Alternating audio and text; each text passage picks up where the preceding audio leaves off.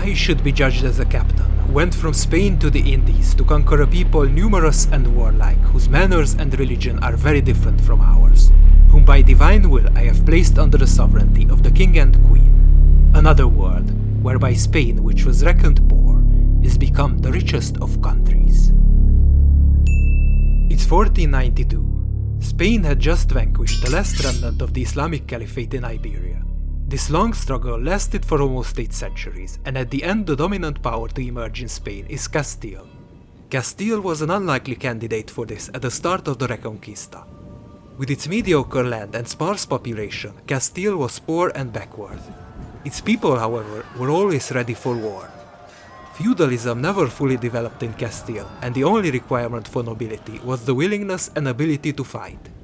With a large surplus of fighting men, the desire for more land and new subjects to lord over was constantly unquenched. First little by little, then by great leaps and bounds, the better part of Iberia had to submit to Castile. With the conquest of Seville, a rich trading hub connected to the sea by a navigable river, Castile became open to the vast ocean. Ferdinand of Aragon and Isabella of Castile ruled Spain as co-monarchs since 1469. Aragon, Ferdinand's domain, had a long seafaring tradition, however its energy had mostly been spent on expansion in the Mediterranean and in Italy. Thus the lion's share of building the Spanish Empire will fall on Castile. Its main rival in this is Portugal. Portugal had concluded its own Reconquista centuries ago, and thus could commence its naval expansion with a head start.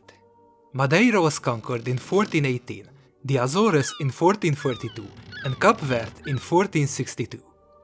The Gold Coast of Africa was reached by 1471. Spain in turn claimed the Canary Islands. Conflict over the island chain led to the War of the Castilian Succession in 1475. Spain won on land but lost to Portugal at sea. A compromise was reached in 1479. By the Treaty of Alcacovas, Spain could keep the Canaries, however Portugal was granted exclusivity on all exploration south of Cape Boador. This left Spain with only 2 avenues for expansion, southward and westward.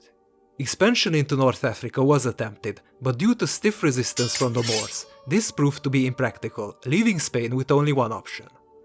By the late 1480s, both Spain and Portugal are working hard to figure out an alternative route to India and the fabled Spice Islands, one that would bypass the Islamic realm. If either kingdom could best the other and reach India first, they would have access to boundless riches and endless opportunities.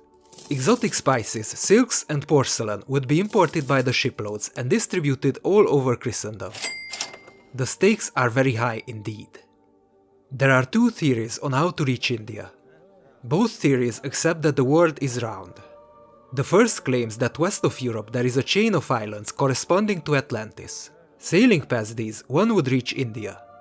The other theory states that the world is far smaller than the first school of thought believes, and thus if one sails far enough west, one is bound to reach Japan or China. Once this is achieved, India would be just a short hop away. Christopher Columbus, the son of a Genoese weaver, is a firm believer in the latter theory. In spite of his pedigree, Columbus has considerable experience as a sailor and as a keen student of cartography. During his journeys, he sailed to the coast of Ionia, to Iceland, and even to Africa on a Portuguese ship. Columbus first tries to sell his scheme of reaching Asia by a westerly route to the King of Portugal. John II, however, is convinced that the shortest way to reach India is by sailing around Africa. With no luck in Portugal, Columbus heads to Spain in 1486. The Catholic monarchs, especially Isabella, are interested in the idea, but Columbus has to wait until the conquest of Granada is concluded. His insistence that he gets a hereditary governorship and a share of the royal revenue in the lands he discovers only makes things harder. But with powerful backers at court and the war concluded, Columbus finally gets a royal commission in 1492. He sets out from Palos on the 3rd of August 1492 with 3 small ships and 89 men. 6 days later, he reaches the Canaries and departs from there on the 6th of September. Land is sighted on the 12th of October. Columbus first lands in the Bahamas, and from there he proceeds to discover Cuba and the island that will be known as Hispaniola. He finds there the Taino people, who use Stone Age technology and practice subsistence agriculture. He christens them Indians, since he is firmly convinced that he landed in Asia, most likely in China or Japan. Columbus finds the Taino to be timid and excessively peaceful. He trades European goods for a few trinkets of gold, being fully satisfied that he proved the concept that riches can be found in this new land. While there, Columbus loses one ship and so has to leave behind 39 men on Hispaniola. He sets sail to Spain on the 15th of January 1493, taking a northerly route by way of the Azores, reaching land in Portugal and heading from there to Spain. Columbus is welcomed at court as a hero and tells of his discovery of Asia. The monarchs are fascinated by the foreign trinkets of gold, and their imaginations run wild as Columbus tells them tall tales of endless riches that these foreshadow. To protect their interests, the monarchs sent Columbus back with a much larger fleet of 17 ships and 1,200 men in September. They also take steps on the diplomatic front. With the help of the Pope, a fellow Spaniard, they bring about the Treaty of Tordesillas. The treaty divides the seas between Spain and Portugal, with Spain claiming all new discoveries west of the line, while Portugal claims the ones to the east of it. This is an easy concession for Portugal to make, as they already know the route to Asia, while Columbus is still just speculating about one. Nonetheless, the colonization of the New World is already underway. But nothing goes as the monarchs had intended. The 1,200 Spanish settlers are only interested in getting gold, and they all want it now. They fall upon the peaceful Indians, despoiling them of all their meager possessions, killing and enslaving many. Priests who came along are appalled by this, while the settlers insist that Columbus is not doing enough. Hispaniola is colonized on the model that was used in the Canaries. Encomiendas or commissions are granted to the settlers, whereby an Indian village is compelled to do labor in the service of the encomiendero, a hybrid system between serfdom and slavery. But even this is not enough. Soon the Spanish start fighting amongst themselves. Many return to Spain disillusioned and file sharp complaints against Columbus. Columbus himself, who is essentially a navigator and a mariner, is completely overwhelmed by the situation. He discovers 2 more islands, Jamaica and Puerto Rico, but has little more to show than what he found on the first voyage. By this time, it's quite evident that Columbus did not find Asia. Ferdinand and Isabella no longer wine and dine him, however he is still entrusted with leading a further expedition. The purpose of this is to establish whether the New World is a large continent or just a group of islands. This is very important, since the new discoveries are now seen as a potential springboard to Asia. In 1498, Columbus discovers the Orinoco River, concluding that there is indeed a continent there. After this, he returns to Hispaniola. While he was gone, Santo Domingo, the first settlement to survive, had been established by his brother, whom Columbus left in charge. The problems, however, have not abated, and more complaints are lodged against Columbus. Ferdinand and Isabella finally have enough and order his arrest. His replacement arrives in 1499 and Columbus is sent back in chains. When he arrives, the monarchs pardon him and even allow him a 4th voyage of exploration. However, Columbus is not restored as governor. During this 4th voyage, Columbus charts the coast of Central America, bringing back valuable information about another ocean and the rich kingdom to the west.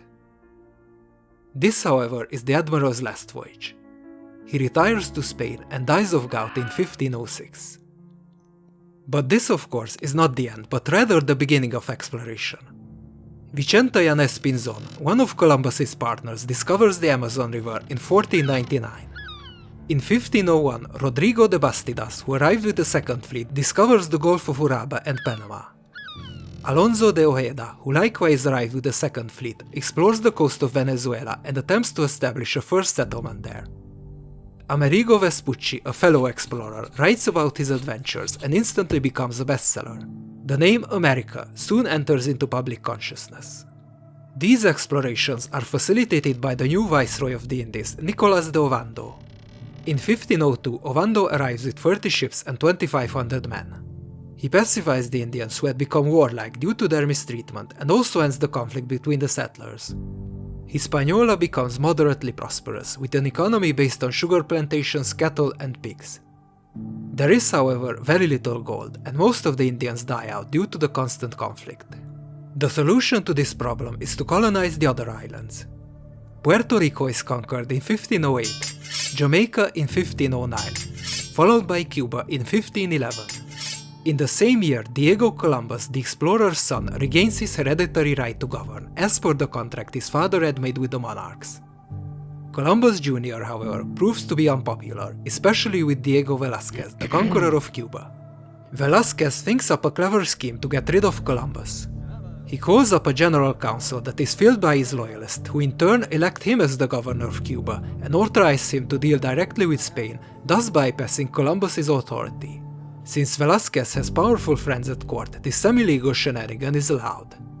Little does Velázquez know that this same legal maneuver will be used against him at some point.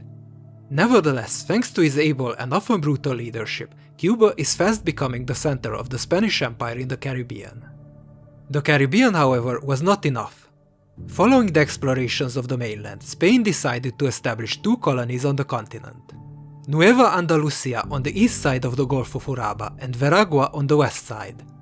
Nueva Andalucia is to be led by Alonso de Ojeda, the explorer of Venezuela. Ojeda establishes a settlement, however this soon fails. One of the settlers there is Vasco Núñez de Balboa, a young and ambitious adventurer who previously took part in Bastidas' explorations. Armed with this knowledge, Balboa manages to convince the rest of the settlers to pack up and move to the neighboring colony of Veragua. Here Balboa and his men defeat an Indian chief and found a successful colony at Darien. Meanwhile, the rightful ruler of Veragua, Diego de Nicueza, a nobleman of few abilities, is also trying to start a settlement further north. This settlement is defeated by Indians, and when Nicueza hears of Balboa's illegal colony, he quickly moves to take it over. Balboa, however, is one step ahead. Using the same legal trick Velázquez had used, he elects himself governor with the help of his cronies. Nicueza is denied entry into his rightful domain and is never seen again. Balboa won, however he is living on borrowed time. Unlike Velázquez, Balboa doesn't have powerful friends at court who might overlook this illegality, therefore he has no other choice but to prove himself. He starts by expanding the colony of Darien, partly by violence and partly by diplomacy.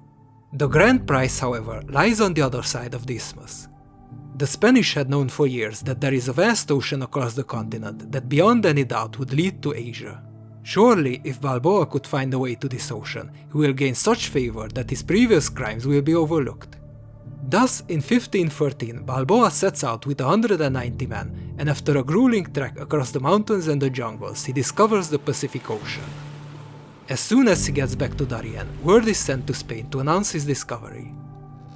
Balboa's plan kind of works, and it doesn't. In 1514, Pedrarias Davila, an old nobleman of mean repute, is sent to take charge. Balboa's crimes are overlooked by Spain, however he has to content himself with being second in command. This is the worst position to be, owing to Pedrarias' extreme jealousy and paranoid nature. Pedrarias soon allies with Balboa's old enemies, and after a kangaroo court proceeding where the judge and jury are his acolytes, Balboa is condemned to die. After this, Pedrarias starts to expand his colony, subjugating Indians left and right. He moves the capital to Panama, and by the 1520s the colony begins to flourish. While all this was going on, the Portuguese were already in India, expanding their possessions and making big buck importing oriental spices. In 1511, Alfonso de Albuquerque conquers Malacca, establishing the Portuguese right next to the fabled Spice Islands.